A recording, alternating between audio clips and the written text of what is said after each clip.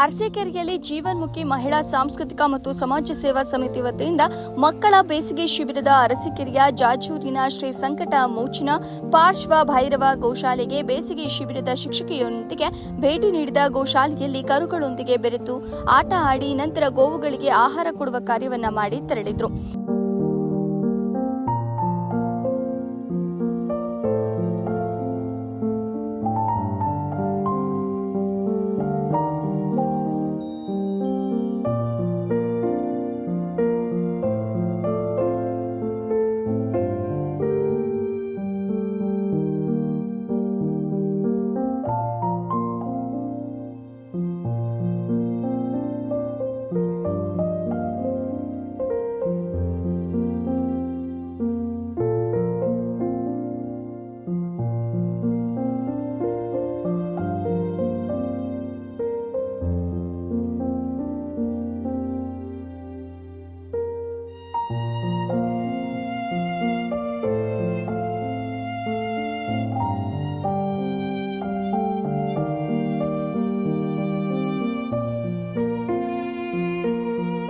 ನಂತರ ಗೋಶಾಲೆಯ ವ್ಯವಸ್ಥಾಪಕರಾದ ಮೋಹನ್ ಕುಮಾರ್ ಅವರು ಮಾತನಾಡಿ, ಮಕ್ಕಳನ್ನ ಗೋಶಾಲೆಗೆ ಈ ರೀತಿ ಕರೆದುಕೊಂಡು ಬಂದರೆ ನಾವು ಮಕ್ಕಳಿಗೆ ಪಾಠವನ್ನ ಮಾಡಿ ಗೋವುಗಳ ಬಗ್ಗೆ ಅವರಿಗೆ ತಿಳುವಳಿಕೆಯನ್ನ ನೀಡುತ್ತೇವೆ ಎಂದು ತಿಳಿಸಿ ಮಕ್ಕಳನ್ನ ಕರೆದುಕೊಂಡು ಬಂದಿದ್ದಕ್ಕೆ ಬೇಸಿಗೆ ಶಿಬಿರದ ಆಯೋಜಕರಿಗೆ ಧನ್ಯವಾದಗಳನ್ನ ತಿಳಿಸಿದರು.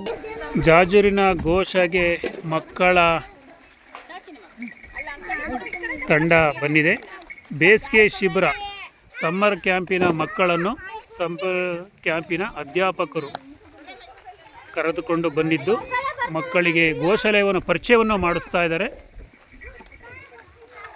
ಮಕ್ಕಳ ಕೈಲಿ ಗೋವುಗಳಿಗೆ ಆಹಾರ ಕೊಡುವಂತಹ ಕೆಲಸ ನಡೆಯುತ್ತಿದ್ದು, ಎಳೆಯ ವಯಸ್ಸಿನಲ್ಲಿ ಇರುವಾಗಲೇ ಮಕ್ಕಳಿಗೆ ಗೋವುಗಳ ಪ್ರಪಂಚವನ್ನು ಪರಿಚಯ ಮಾಡಿಕೊಂಡ್ರೆ ಮುಂದಿನ ದಿನಗಳಲ್ಲಿ ಅವ್ರಿಗೂ ಸಹ ಗೋವಿನ ಒಡನಾಟ ಬೆಳೆಯುತ್ತೆ.